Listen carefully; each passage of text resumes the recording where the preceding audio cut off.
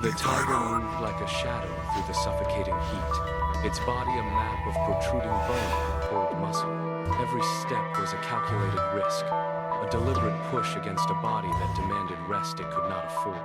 The jungle floor was a chaotic tangle of roots and rotting leaves, yet the tiger placed its paws with agonizing precision, avoiding the snap of dry twigs. Its stomach tightened, a hollow, rhythmic ache that echoed the silence of the trees. It had not eaten in 7 days. Suddenly, the tiger stopped.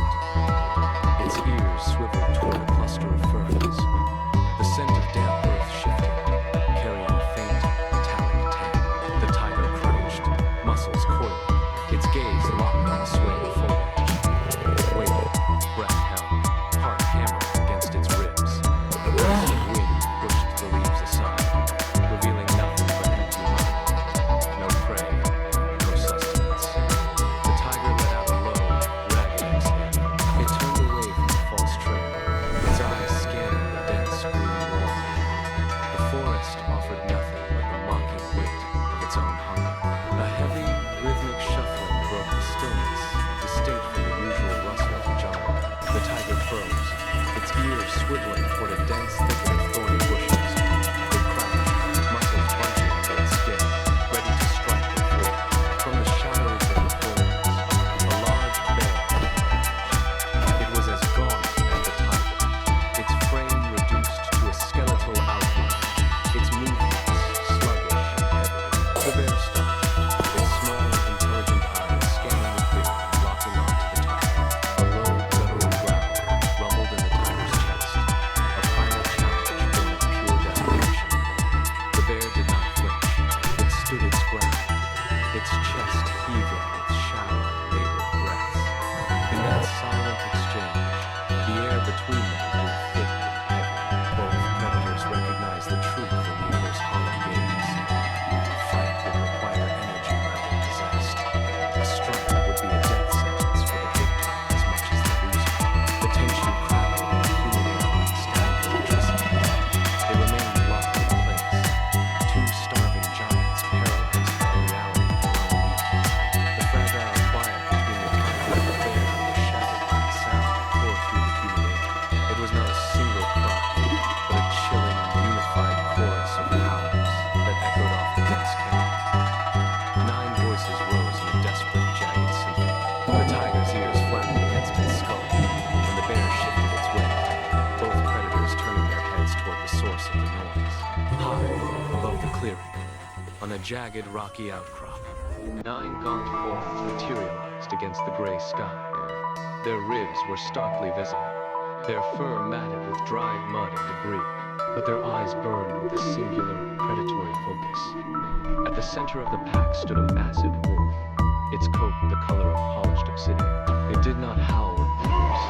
It stood perfectly still, its gaze cold and calculating, fixed directly on the 2 larger beasts below. The tiger and the bear, moments ago locked in a stalemate of exhaustion, suddenly found themselves surrounded.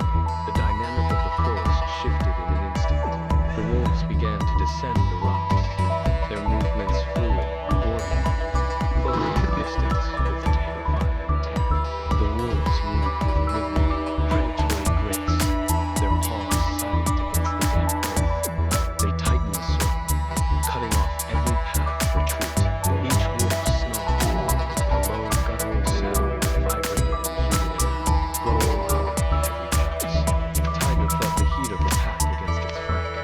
It tensed, every muscle in its frame coiling and spraying, ready to launch into a desperate, final burst of action. Beside it, the bear rose onto its hind legs, towering over the encroaching shadows. A deep, defiant roar tore from its throat, a sound of ancient power that briefly stalled the pack's advance. The forest seemed to hold its breath. The black wolf stood at the edge of the circle, its obsidian gaze fixed with chilling, calculated intensity on the 2 larger beasts. It did not snarl, it did not circle. It simply lowered its head, its body dropping into a crouch, every fiber of its being focused on the kill. The tiger bared its teeth. The bear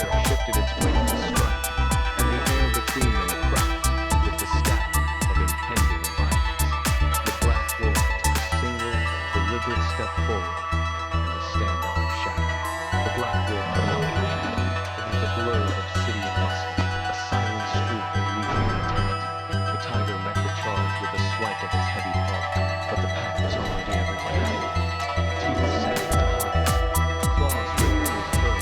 The bear roared, a sound of raw, dying defiance, as it swung its massive brink, sending two wolves flying to the undergrowth. But they were too many. The clearing became a vortex of snapping jaws, desperate, frantic motion. The tiger twisted, teeth locked around the throat, but a second wolf slammed into its side, driving it into the mud. Dust and blood filled the humid air. The struggle was short, violent, and absolute. Then, the sounds of the fight faded into the heavy, suffocating silence of the jungle. The trees stood motionless, indifferent to the carnage below. In this place where the earth had forgotten how to provide, only the hunger remained. The forest breathed, cold and empty, as the shadows reclaimed the clearing, leaving nothing behind but the silence of a world that had long since stopped caring.